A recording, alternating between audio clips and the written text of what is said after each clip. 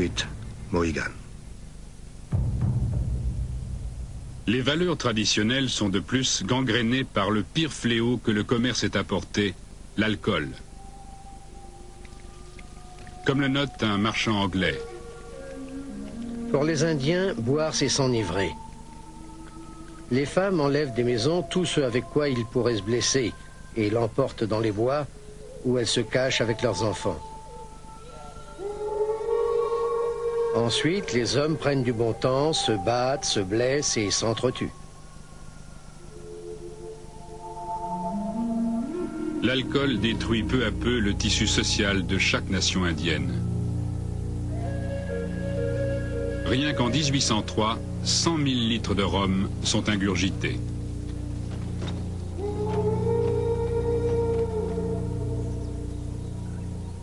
De quoi devons-nous délibérer?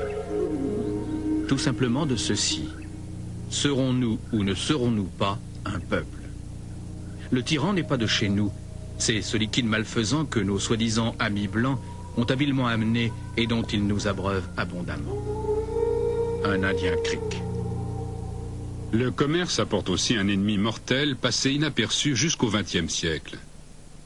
Les nations indiennes avaient une longue tradition de peinture et appréciaient tout particulièrement l'ocre rouge. Lorsque les marchands européens introduisent le rouge brillant vermillon, les Indiens l'utilisent très vite pour se décorer le visage et le corps. Mais cette peinture contient du plomb et du mercure, des poisons cachés, qui en ont tué sans doute des milliers.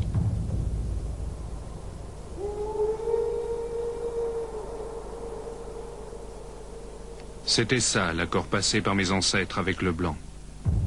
Ils ont chassé pour lui. Mais en quelques années, le gibier s'est fait rare.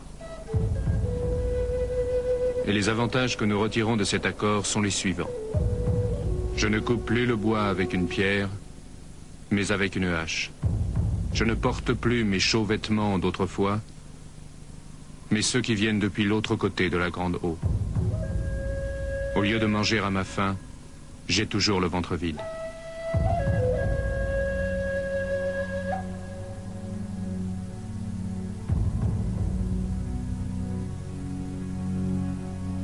Et au lieu d'être sobres, les Indiens sont ivres.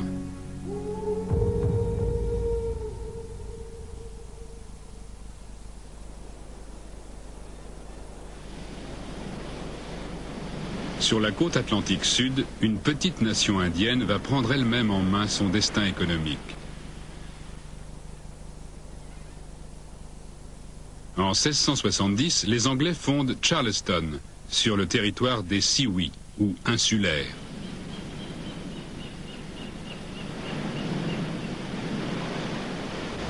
Cette ville s'affirme assez vite comme le cœur économique des colonies du Sud, grâce au commerce des peaux de daim avec les Sioux et les nations voisines. À la fin des années 1600, avec la fondation de la ville de Charleston, toute l'économie tourne autour du commerce indien. Les hommes qui vivent le long de Goose Creek deviennent de grands négociants qui vont dans l'intérieur commercer avec les Indiens, leur proposant des produits manufacturés et des perles contre des peaux de daim destinées à toutes sortes d'usages. Mais la prospérité des marchands de Charleston ne s'étend pas à leurs fournisseurs indiens, qui n'obtiennent en général que 5% de ce que payent les acheteurs européens. Et les Sioux veulent être traités avec équité.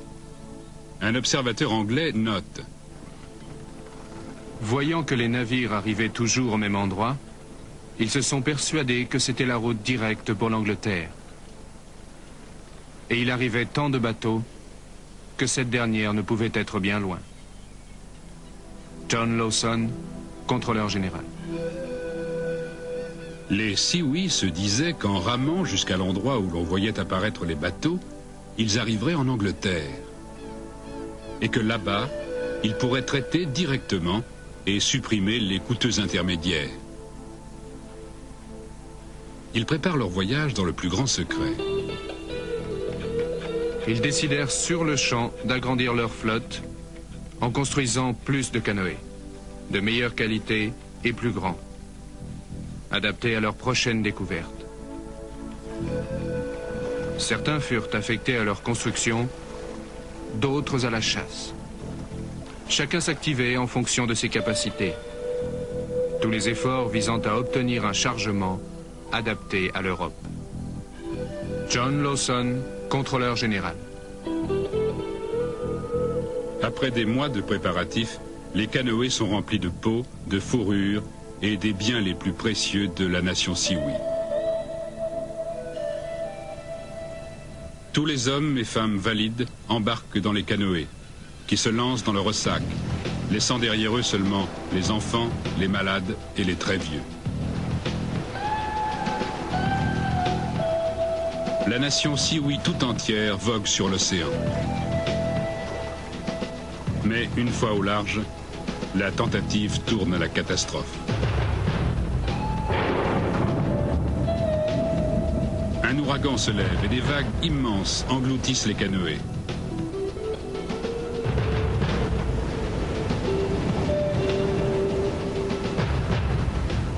Ceux qui ont la force de survivre ne sont guère plus chanceux. Ils sont recueillis par un négrier anglais et vendus aux enchères comme esclaves aux Antilles. En un instant, la nation Sioux a cessé d'exister. Son peuple est devenu une marchandise. Et ils ne sont pas les seuls. Avec les peaux de daim et le rhum, les esclaves indiens constituent la base de l'économie coloniale du Sud. À Charleston, le commerce des esclaves a en fait commencé avec la vente des Indiens. Et tout ce qui s'est passé plus tard avec les Afro-Américains avait déjà eu lieu au XVIIe et XVIIIe siècle avec les Indiens. Ils étaient exposés sur les marchés et vendus aux enchères. Beaucoup sont exploités sur place ou envoyés en Nouvelle-Angleterre. La plupart sont expédiés à la Barbade, aux Bahamas ou à la Jamaïque pour couper la canne à sucre dans les plantations. Une vie brutale et brève. Comme les Indiens ne résistent pas à la violence, à la maladie et à la dureté du travail, on importe à leur place des esclaves d'Afrique. Africains et Indiens étaient traités comme des animaux. L'Église avait certes reconnu que les Indiens étaient des êtres humains, mais la plupart des colons ne voyaient pas en eux des hommes. Ils les traitaient comme des chevaux sauvages ou des vaches. Ils les marquaient au fer, les faisaient marcher en longues files, enchaînés les uns aux autres, et ils les vendaient. On vendait un Indien aux enchères comme des vaches, des chevaux ou des mules. Jusqu'en 1730, un quart des esclaves de certaines colonies du Sud sont encore des Indiens. Ils ont pris une partie de ma tribu et les ont vendus aux Espagnols des Bermudes. Mais je parlerai. Et puisse ma voix résonner comme le tonnerre et être entendue très loin, jusqu'aux confins de la terre.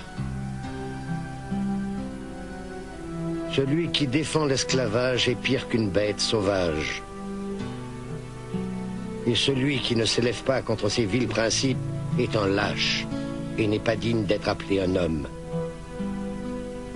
William Apes, Pequot.